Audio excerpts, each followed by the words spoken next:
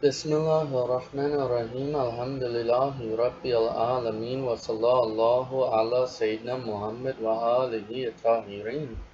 Wa salamu taslima. Assalamu alaikum wa rahmatullahi wa barakatuhu.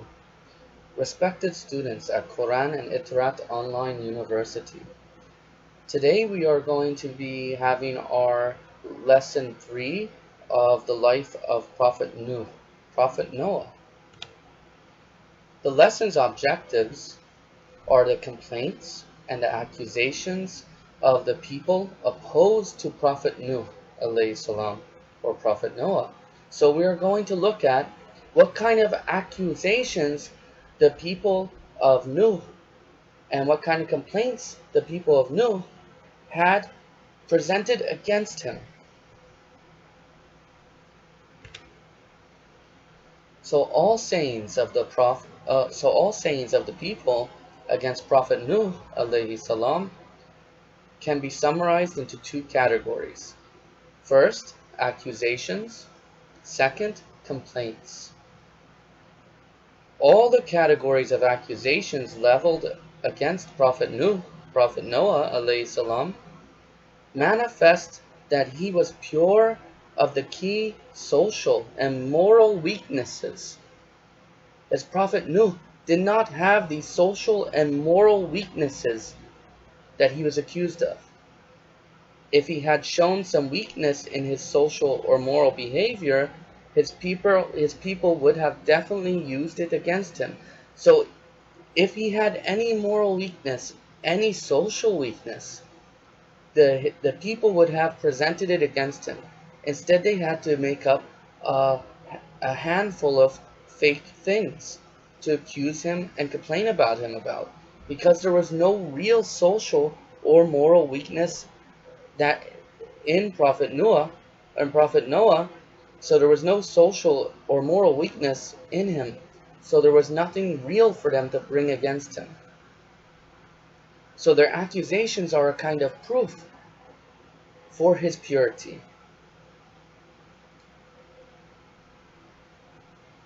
His people would have definitely used those things against him if he had anything in him against him. However, he was so pure, they couldn't accuse him of those types of weaknesses, and therefore told things about him which is common among the accusations of all great reformers of humanity. So they said things that are common for people to use against reformers of humanity. Accusations may be categorized into four types. They are the categorization of accusations of insanity, accusations of lying, accusations of abhorrence, and accusation of supremacy. I shall now attempt to discuss each one of these types of accusations, inshallah. The accusations of insanity. We read in the Holy Quran in Surah Al-Qamar, verse number 9, ayat number 9, the people of Nuh impunged before him. So they impunged our servant and said, a crazy man, and he was reviled. And in Surah Al-Mu'minun, ayat number 25, verse number 25, we read, he is just a man possessed by madness, so bear with him for a while. So you see here, Qawmu Nuh, the people of Nuh, they are accusing him of being crazy. Majnoon. Majnoon in Arabic means mad, crazy.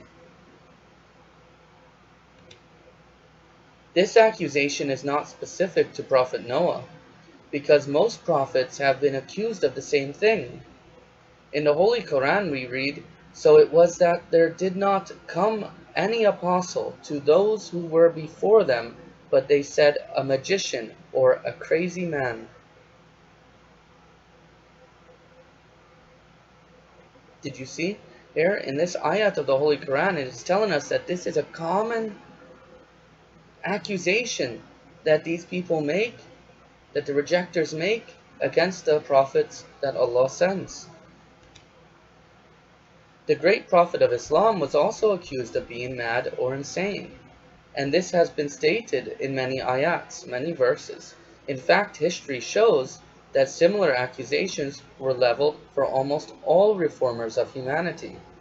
The reason is that for most people, common sense and wisdom and sanity is what is in line with the common methods of practice in a society. Therefore, whenever a reformer has brought a new message or idea which is in contrast to the social norm, people think of him as insane or mad. This is because of their incorrect understanding of what sanity is, and what wisdom is, and what rationality is. Because they've equated it with the common practices or common understanding of people's opinions and people's thoughts in their society, when in reality it's not like this. Wisdom is something very great, sanity is something that is very great, and rationality is something that is very great. It is not confined just to what the people of Nuh thought.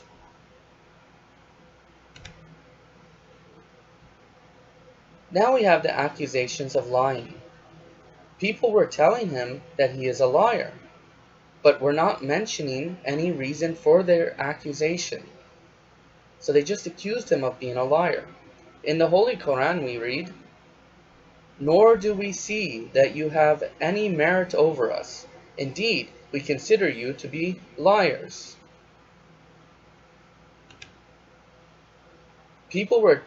So they just made up this accusation. Now we have the accusation of aberrance. People were telling him that he was absolutely wrong. This is common when someone has a new idea or brings a new message from God. People were not, however, mentioning any reasons for their thinking. Again, they have no ground for accusing him of such a thing. We find in the Holy Quran, the elite of his people said, "Indeed, we see you in manifest error." Dalalin mubin, clear astray, clear being in astray clear. Then we have accusations of supremacy. People were thinking that Prophet Noah, is seeking to be a superior among people. So we find in the Quran, "Nor do we see that you have any merit over us. Indeed, we consider you to be liars." And in Surah Mu'minun, we find, "But the elite of the faithless from among his people said, 'This is just a human being like you, who seeks to dominate you. Had Allah wished, He would have sent down angels. We never heard of such a thing among our forefathers.'" Now we have complaints, because we have discussed now 4 types of accusations that the people of Nuh leveled against Prophet Nuh, and we said all these had no foundation, they had no ground to stand on, and this is a proof that he was pure of social and moral weakness. Now let's look at the complaints. The first complaint they made was that he was a human being. Being a human being. We find in the Quran, "But the elite of the faithless from among his people said, 'We do not see you to be anything but a human being like ourselves.'" Again we read, "But the elite of the faithless from among his people said, 'This is just a human being like you, who seeks to dominate you. Had Allah wished, He would have sent down angels. We never heard of such a thing among our forefathers.'" This complaint is a result of a particular way of thinking. They believe that God should send His prophets, noting according to their desires and wishes, and show them whatever miracle they wish.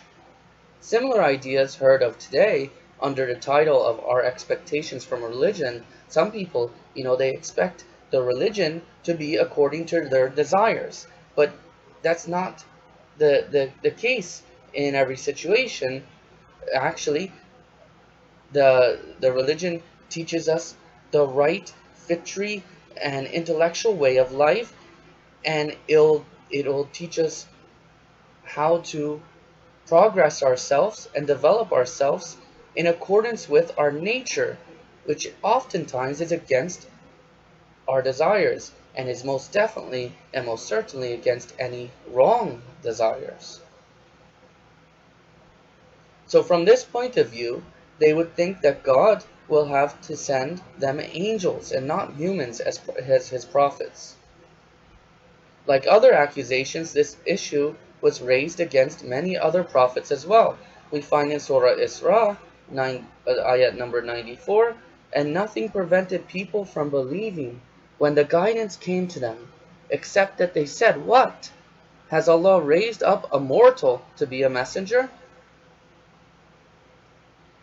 These people were unaware of the fact that there should be a similarity between the guided and the teacher and the student. Otherwise, there will not be a proper connection and attraction between them. For there to be a human guide, a human teacher, and a human student, there's a connection now. There's an attraction between them. The second complaint that they made was that the poor and unknown followers were his followers. The poor and the unknown were his followers. We find in the Holy Quran, "And we do not see anyone following you except those who are simple-minded riffraff from among our midst. Nor do we see that you have any merit over us. Indeed, we consider you to be liars." Again, we read in Surah Ash-Shu'ara, ayat 111, they said, "Shall we believe in you when it is the riff-raff who follow you?" Does having poor and unknown followers necessarily mean that the religion is not on a firm basis? Absolutely not.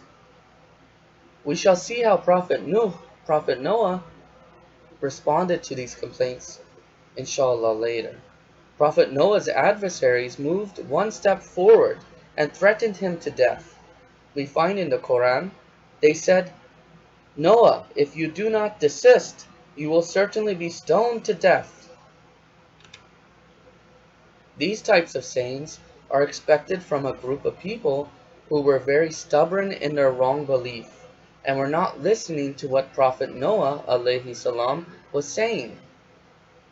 To avoid listening to the Prophet, they used to cover their ears with their hand or cover their head with their clothing when they saw him speaking.